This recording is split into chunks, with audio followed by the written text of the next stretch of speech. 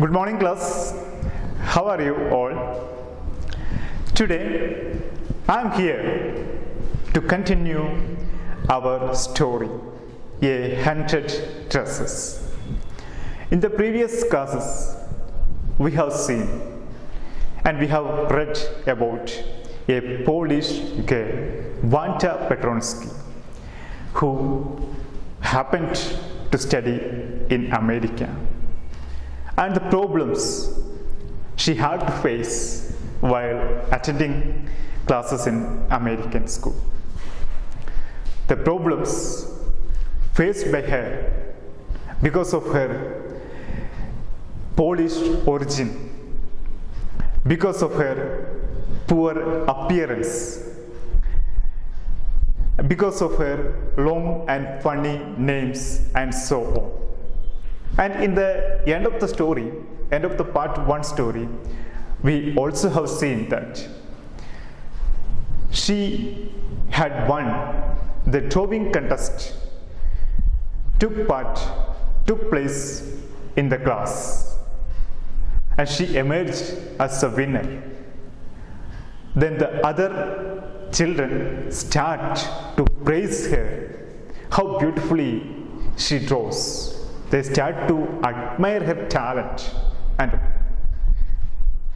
And today we are going to continue the second part of the story. Lesson number 6, A Hundred Dresses, part 2. Are you all ready to listen the second part also? If so, let us start. While the class was circling the room, the monitor from the principal's office brought Miss Mason a note. Miss Mason read it several times and studied it thoughtfully for a while. Then she clapped her hands. Attention, class. Everyone back to their seat. When the shuffling of feet had stopped and the room was still and quiet, Miss Mason said, "I have a letter from Wanda's father that I want to read to you."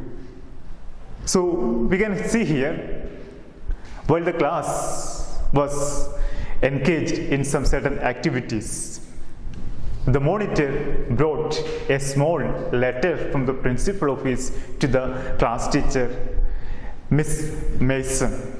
After reading the letter several times and studying the letter, she just clapped her hands and announced to the class, "Here is a letter I have for you. This letter has been written by the father of Wanda Petronsky, one of your classmates."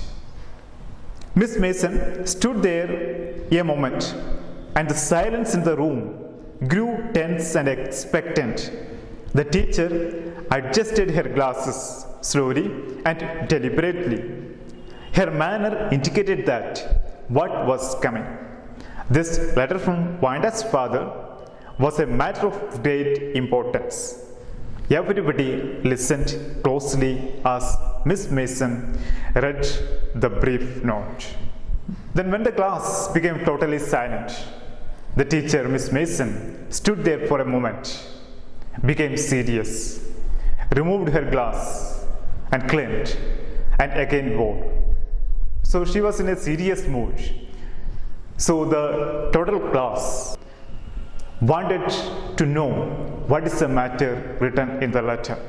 They want to know the message that came for them from the father of Wanda Petronsky, one of her classmates.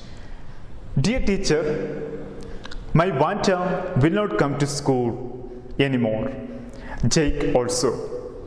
Now we move away to big city. No more hoarder polite. No more ask why funny name. Plenty of funny names in the big city. Yours truly, John Petronsky." So this was the letter all about. Here Wanda's father written to the class that they are moving away from there.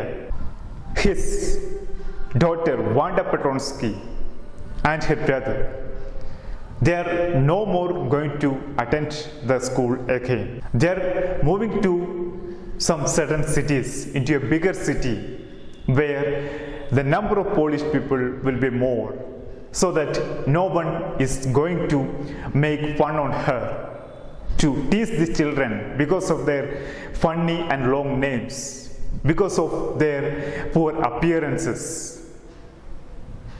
So it was a letter all about. Here is a new phrase given for you, Holler Polak. Do you know what is the meaning of this phrase?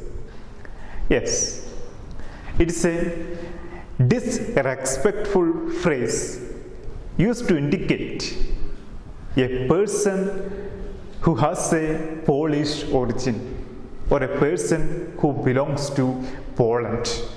A deep silence met the reading of this letter. Miss Mason took off her glass, blew on them, and wiped them on her soft white handkerchief. Then she put them on again and looked at the glass. When she spoke, her voice was very low.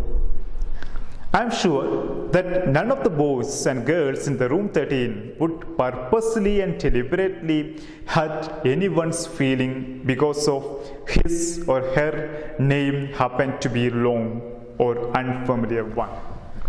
So dear children, after completing the reading of the letter, Miss Mason became more serious. Once again removed her glass, cleaned and returned on its place, and started to speak to the class, started to address the class in a serious manner. She believes that none of the boys or none of the girls from her class is deliberately or purposefully hurt anyone's feelings, that she is indirectly telling the students, the children, we should not hurt any other person's feeling because of her appearance or because of his or her strange or unfamiliar names. This was the message given by the class teacher to the children of room 13. I prefer to think that what was said in thoughtlessness. I know that all of you feel the way I do, that this is a very unfortunate thing to have happened, unfortunate and sad, both.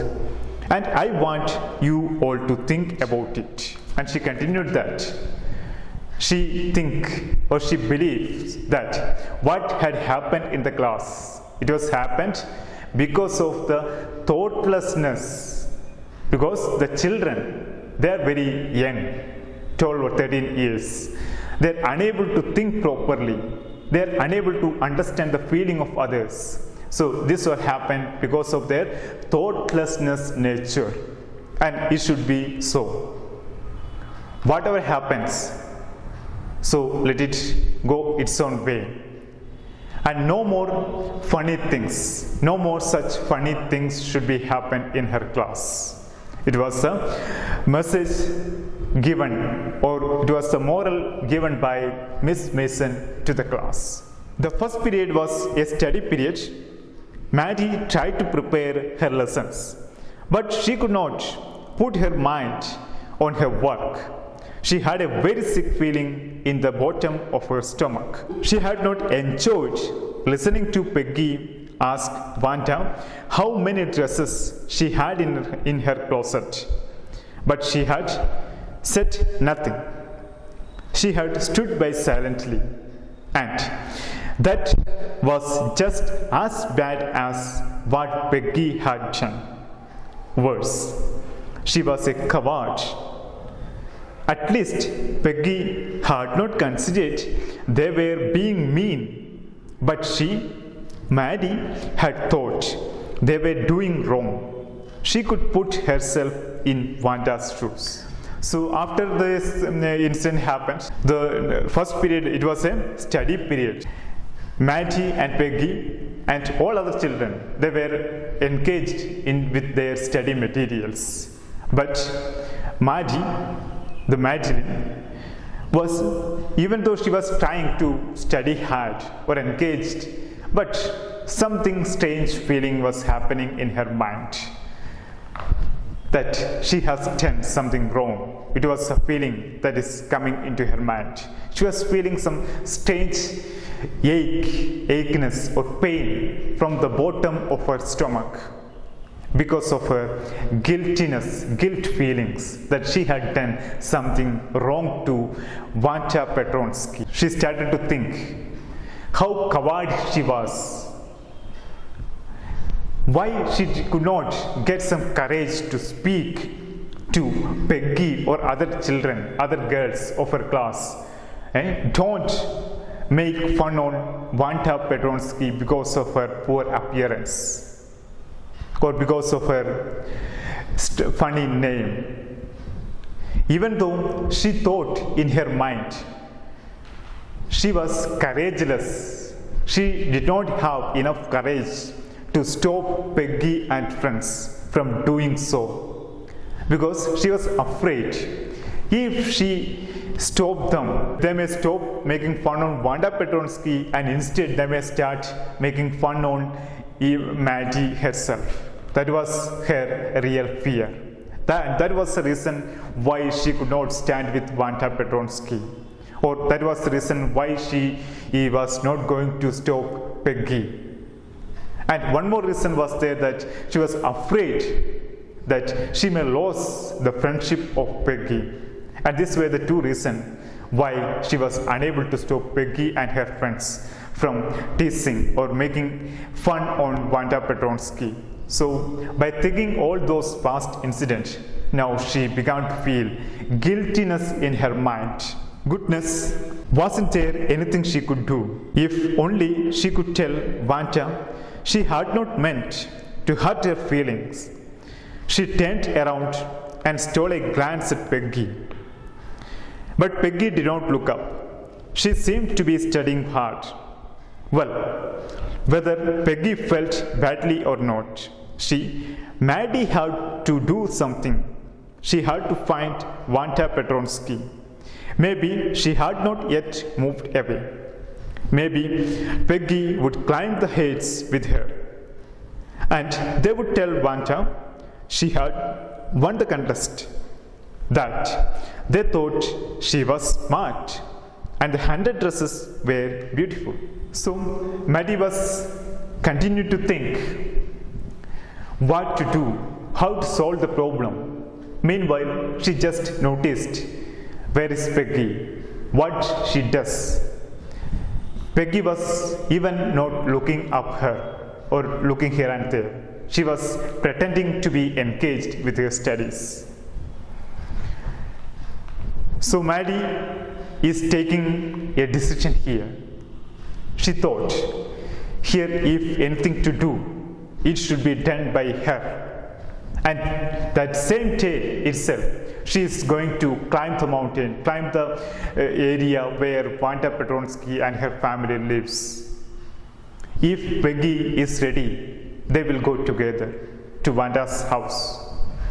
And they want to tell her that she had won the first prize in the drawing competition and her all drawings were very beautiful.